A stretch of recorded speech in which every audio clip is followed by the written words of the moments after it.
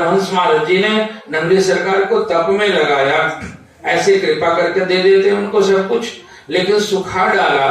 और कैसे कैसे उनकी लीलाएं आती हैं कि महाराज चले गए बहुत दिनों के बाद में, बड़े दुर्बल हो गए थे, रेगिस्तान में पैदल पांव चल के गए गर्मी में परमहंस महाराज जी का दर्शन करने के लिए। आखिर प्यार तो होगा ना, जिनके प्यार में माँ बाप घर छोड़ा था, फकीर बने थे, उनकी इजाजत से बैठे थे वहां पर। और जब वहां गए तो वे अपने आंख मूंदे हुए, क्या मैंने कहीं लिखा है कि सेवई अंड कमठ की नाई। सदगुरु जो है कमठ कहते हैं कछुआ, वो पानी में बच्चा नहीं देता है, वो अंडा दे देता है जाके उसमें बालों में, और वहां से ढक देता है और सुरती से वहां से उसको सेवन करता है। जब फटने की बारी आती है तो आता है और उसको पोंछ के फिर पानी में ले जाता है। उसी तरह से गुरु लोग अंड कमठ की नाई, अंडा को रख दिया आगरा में और खुद कछुआ बन के बैठ गए जयपुर में। और वहां से भी ये भी गुफा में बैठे और वो भी गुफा खोद के बैठे। राजमहल में नहीं रहे, राजासी से था लेकिन स्वीकार नहीं किया, और जंगलों में रहे, बिल्कुल गुफा में घुस के रहे। जब ये दर्शन करने को गए तो उनको सुन किसी ने बताया। उसके बाद में किसी ने कहा कि महाराज आगरा वाले बाबा जी आए हुए हैं। तो उन्होंने कहा कि क्यों आ गया, मैंने तो वहां बैठाया था, बिना बुलाए बिना आज्ञा क्यों आ गया, कल तो लौट के चला जाए, दर्शन नहीं होगा।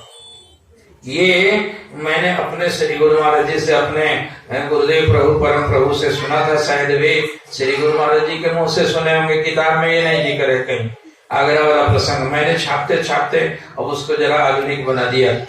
तो वहां गए और कह दिया उन्होंने कि लौट जाए वहां। तो इन्होंने मेहनत की थोड़ा एक झलक देख लेता मैं। तब बोले कि कह दो खिड़की पर आके देख ले, दरवाजे से नहीं, छू के नहीं। और खिड़की से आके जब देखा उन्होंने, मुंह सूखा हुआ, बिल्कुल दुबल, हाथ जोड़े, कहे क्यों आया तुम। तो उन्होंने कहा कि महाराज आपकी समाधि पर कुछ सिक्का चढ़ा गया था और मैं तो गुफा में रहता हूँ और वहां पर धूनी पर सोचा कि कोई ले जाएगा इसलिए पहुंचाने आ गया है, तो मैं लौट जाता हूँ अभी। उन्होंने कहा कि फेंक दो, और कमरे में फेंक दिया फर्श पर, लौट जाओ। तो उन्होंने कहा कोई प्रसाद दे दीजिए।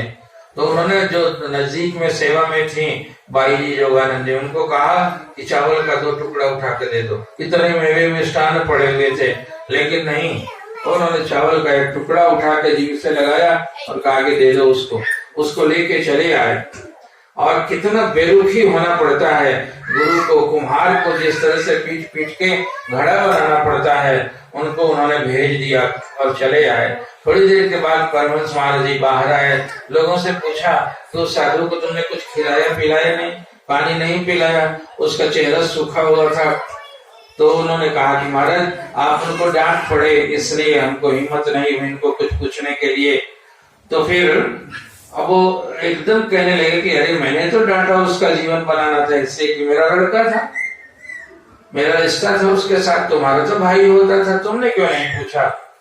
और मुंह सूखा हुआ था मेरे लाल का, कितनी कष्ट करके यहाँ आया होगा, मुझे तो बेरुखाई होन करनी थी, उसका जीवन बनाना था इसलिए मैंने डेट लटा दिया। जाओ तुमने नहीं किया तो। महाराज रोने लगे और कहे कि आने वाले समय में मेरे उस लाल को घर घर दूध पिलाया जाएगा, जंगल में जो आया है उसके रास्ते में कालीन बिछाई जाएगी, फूलों से वर्षा होगी उसके ऊपर, उसके रास्ते में चांदनी तानी जाएगी, ये आशीर्वाद दे डाले।